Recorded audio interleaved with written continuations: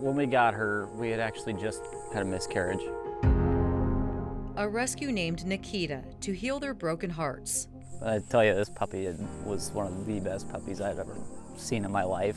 Until late night snacking turned tragic, says Cameron Cordes. Watching movies or whatever and fell asleep, left the chips there and woke up and there's Kita laying on the floor. Kita had suffocated on the chip bag. It was so draining that day. As soon as we left the vet, came home and laid in bed the whole next 3 days. Then they learned of hundreds of other victims, like Mila, whose owner was just in the shower. Boomy got into a trash can, Campbell into a beach bag. I typically hear from 3 to 4 devastated pet owners a week. Some are lucky, like this pup, and receive oxygen quickly, but most don't, says Bonnie Harlan, founder of the nonprofit Prevent Pet Suffocation. Pet suffocation is actually very common. The problem is most people have never heard about it until it happens to them. Like her handsome boy Blue.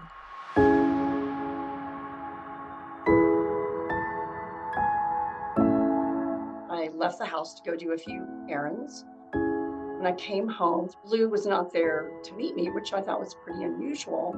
She found him under a table. I immediately freaked out. I ran to him. I pulled the bag off of his head. He was still warm. I called my vet, crying, hysterical. He actually walked me through CPR. It was obviously too late for Blue.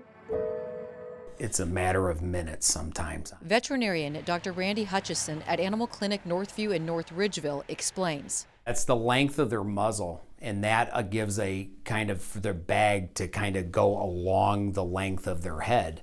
And as they're breathing in, the moisture they create by breathing and panting makes the bag even stickier and sticks to their head at that point. Almost impossible for them to remove. You think they can do that, and they try and paw it off from doing that. But again, the harder they breathe, the tighter it gets adhered to their muzzle. You never think it would happen, but it's something to be mindful of. Including some veterinarians. The first thing she says is, well, how'd your dog pass?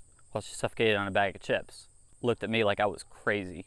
My vet said to me, I could have warned you about 100 things, but a chip bag would not have been on the list. So now she's warning everyone with a simple tip people can do this very minute to save lives. And all you need is a pair of scissors. I tell everyone, cut up all your food bags. If it has food in it, cut it up. But you also want to serve all your snacks and treats in containers. Storing them well out of reach.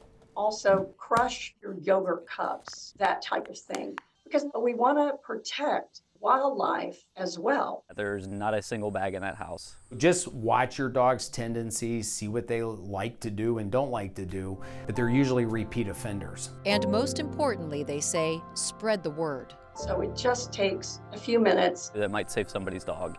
In Cleveland, Suzanne Stratford, Fox 8 News.